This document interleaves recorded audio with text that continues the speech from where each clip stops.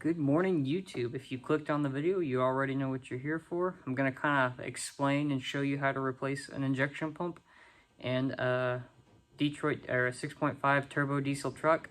The one I am specifically doing will be the mechanical injection pump, but if you have one with the electronic controlled injection pump, it should be similar enough that you should be able to use this for that application as well. And before we get into it too much, I'll kind of talk about what was happening with my truck and why I ended up replacing the injection pump. What I was having was a lot of hot no starts, or in other words, I could start the truck up fine at the start of the day and drive it, and if I drove it to work or something, let it sit in the parking lot, it would start up fine to drive home as well. But if I was driving it to the store, going into the store, getting groceries for 30 minutes, and then coming back out to my truck, it wouldn't start. When the motor was hot, or when the injection pump got hot and you try to start again, it just wouldn't start. So I was getting hot no starts. I'd already replaced my lift pump and my oil pressure sensor, which drives the lift pump. So that's what led me to investigate the injection pump. I'll go ahead and show you a quick test you can do on your injection pump before you pull it out of the truck. Now I'm going to show you on the pump I have out of the truck, because it'll just be easier to do that. But, if you're in the engine bay, this will be towards the front of the truck. That will be towards the rear of the truck. This is where your injection lines hook up and stuff. What you can do is you can come over here to the side, and there's this kind of lever here. Now, you obviously when it's in the truck, it's kind of hard to get to, but you can take a screwdriver and press in on it like that. And when you press in, if your injection pump, from what I've been told, if the injection pump's good, when you press in on that, the truck will idle down, but it won't die.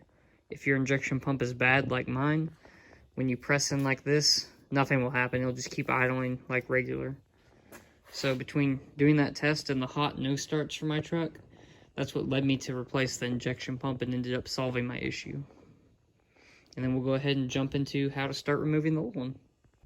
Okay, after you diagnose that you do indeed have a bad injection pump, to get to it, you're going to have to take off your intake, the upper part here. Oh, almost knocked my oil cap off. The upper part here, which is just held on by 6 bolts. And then there will be a bunch of other bolts holding on this lower part. Like one right there, there. You just kind of follow the legs of this intake. You can find where the bolts are for it. You also have to take in the bolts back there, take off the bolts back there that hold in your fuel filter. And there'll be a few electrical disconnections, and you can disconnect up here that might just be in your way. Kind of like this one for your coolant temperature sensor. I think that's the coolant temperature sensor. And later you'll unplug your connections for your actual injection pump. I think I cover that a little bit later. And just before you get too deep into the job, make sure you got all the gaskets you need. I went ahead and thought it'd be a good time to replace my intake gaskets while I was doing this, because might as well, they're the factory ones after all anyway. And you have to undo this little clamp here so you can pull this off where it goes to your turbo. And then once you get into there, you'll start doing things like your fuel lines and the actual injection pump, which I will cover later in the video. Okay, once you've removed your intake, what you're going to do next is take off these injection lines. And I went ahead and put some paper towels down the holes so I don't knock crud down in the cylinders, or the cylinder head. So I went ahead and did that. My recommendation would be start from top to bottom. And when you put the pump back in, go from bottom to top when you're reinstalling these lines. Oh, and first you have to disconnect the bracketry right here that goes over here to this guy. So I went ahead and already did that. Yeah, and after you do that, you're going to get the injection pump out. You're going to go down in here and get to these bolts. There'll be 3 of them. And after you get those 3 off, oh, and to get to the next bolt, you'll have to put a breaker bar down there and spin the motor over. And once you get those off, there will be 3 bolts up here. There's the top one right there. One to the side. That one's kind of difficult to get to. And that one right there. And then your injection pump will be ready to come out after you disconnect the fuel line coming off the back here. Oh, I forgot to say, for getting to this bolt, or getting to these 3 bolts on the timing gear, you just got to pull off your oil fill funnel or oil fill tube and take the fan off. There'll be 4 bolts on it, and then the shroud and the fan belt. Quick edit I forgot to mention. This bracket right here that has your throttle cables on it actually uses one of those. Get the light where you can see it. Uses one of those. It's not really good angle. Oh, there. Uses one of those injection pumps bolts to hold it on, and then 2 bolts back there to hold it onto the injection pump itself. And then you can see kind of, get the light on it, how you hook up those lines. You got your throttle and cruise control line down there, then your spring right there. So when you're putting the pump back on, I forgot, you can go ahead and get it all lined up and stuff, and then pop that bolt on this side back on and get the bracket behind it. Now the injection pump is out, I will show you what it looks like. So you are able to get the injection pump out without removing these fuel lines. It would be a bit easier if you did, but you have to get to more stuff over there to get to those fuel lines than on this side. So I just left mine in. A little bit of a pain in the butt, but was able to get the pump out without getting them on, taking them off. And I'm taking this opportunity while the injection pump is out to replace some of these rubber fuel lines. Like, as you can see, this one that goes up here to kind of a little bleed off valve, I replaced that one. And there's also 2 in the back. One of them, the rubber ones in the back, you can't see, I've already removed them, just bridges the gap between 2 metal fuel lines. And then the largest rubber fuel line in the back will go from the line that goes from the tank to the filter.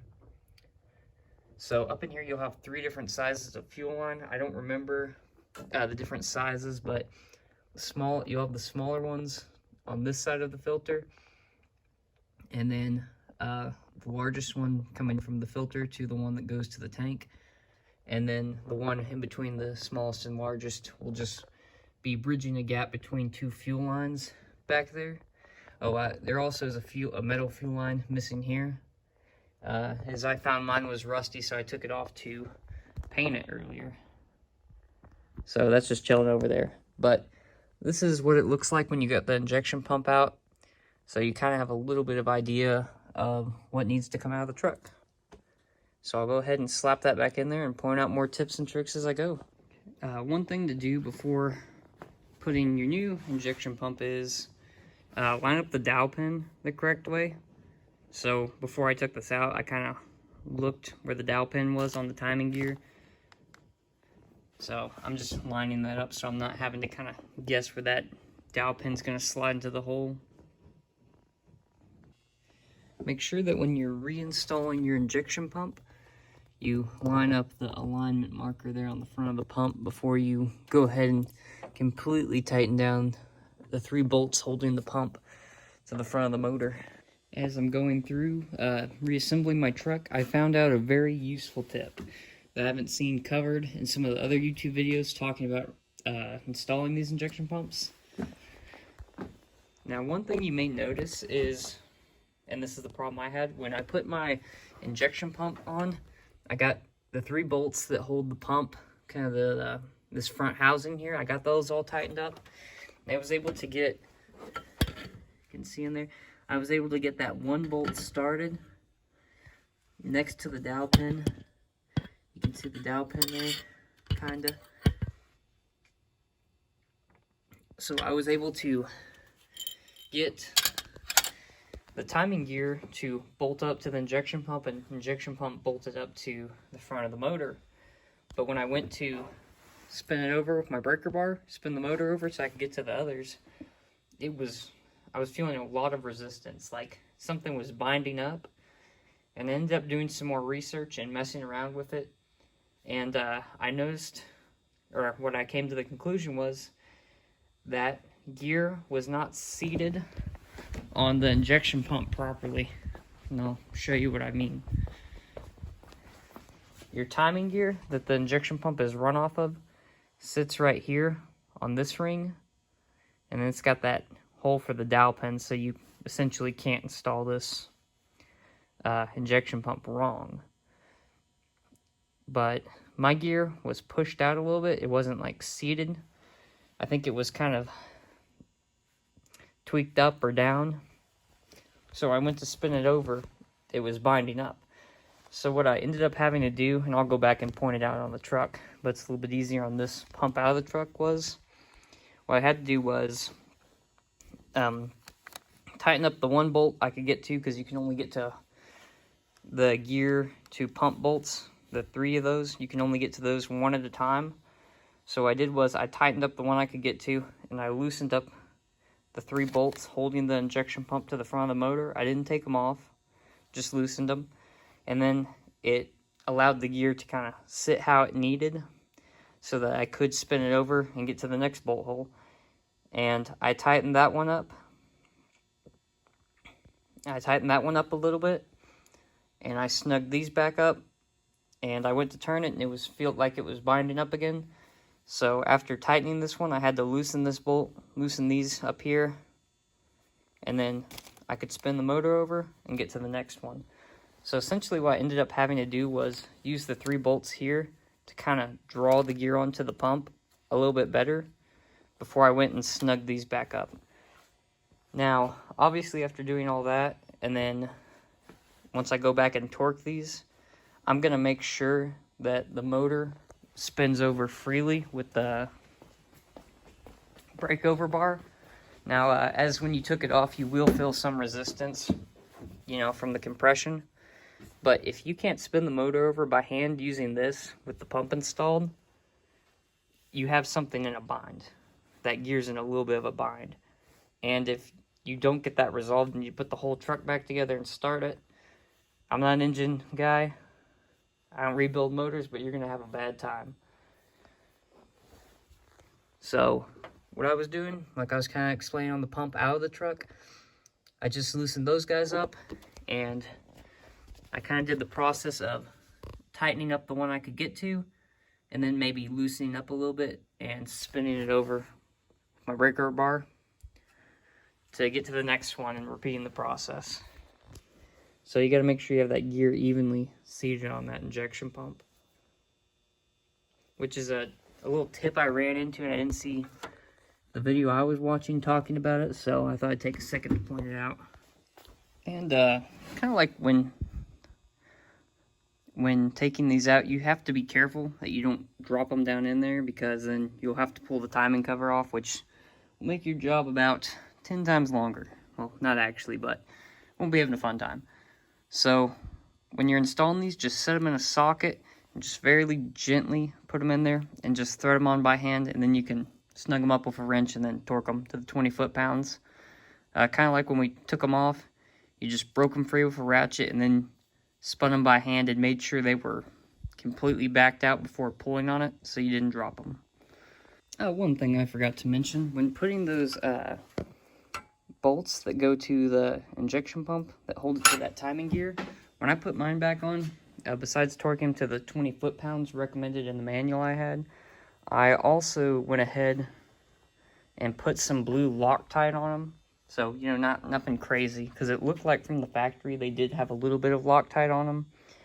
And I'm assuming if those bolts were ever to back themselves out, it would have the same effect on this truck as the killer dowel pins do on the Dodge.